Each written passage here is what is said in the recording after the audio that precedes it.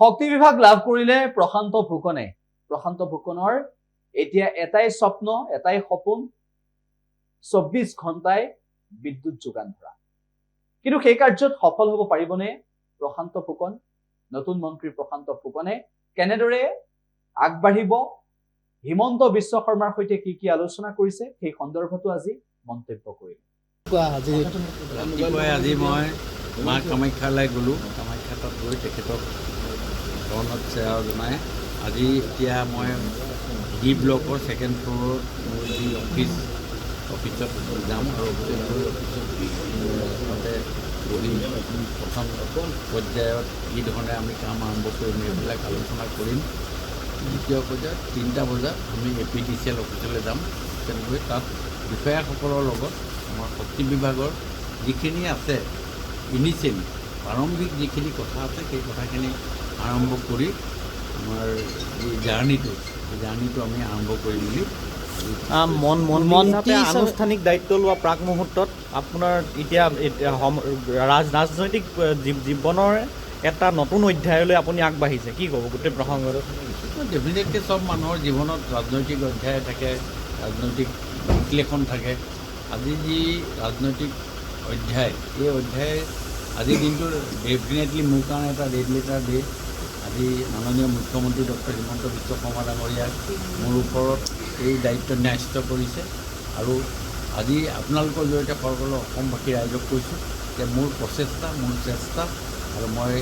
অসমবাসী ৰাইজৰ কাৰণে আপ্ৰাণ চেষ্টা কৰি গত 20 বছৰে বিধায়ক হিচাপে যিখিনি কাম যেনেকৈ কৰিছিলোঁ তেনেকৈ কাম কৰা মই পৰিয়াল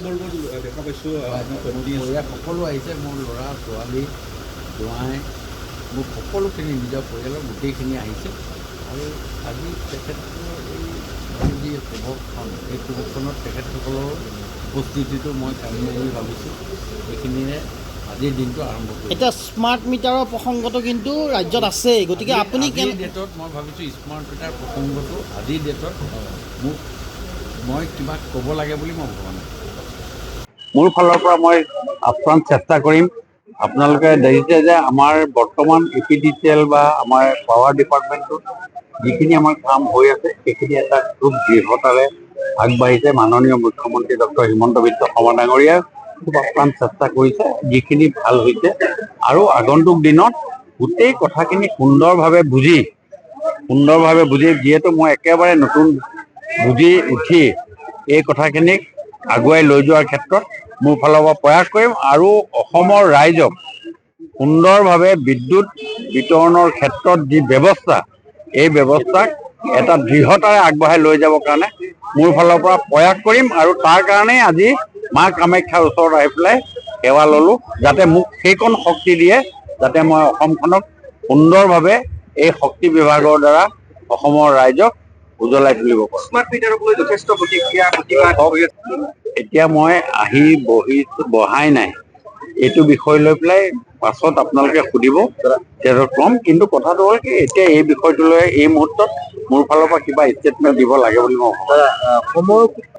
প্ৰত্যাহ্বান যেতিয়া যি ধৰণেৰে আহে সেই ধৰণেৰে মোকাবিলা কৰাৰ মোৰ ফালৰ পৰা প্ৰয়াস পৰিকল্পনাটো আজি এই মুহূৰ্তত আপোনাক ক'ব পৰা নাই মই গৈ চকীখনত বহাও নাই বহি ল'ম তাৰপিছত কৰিম যিকোনো খবৰৰ বাবে যোগাযোগ কৰক 7099017330 লগতে 7099017110 নম্বৰত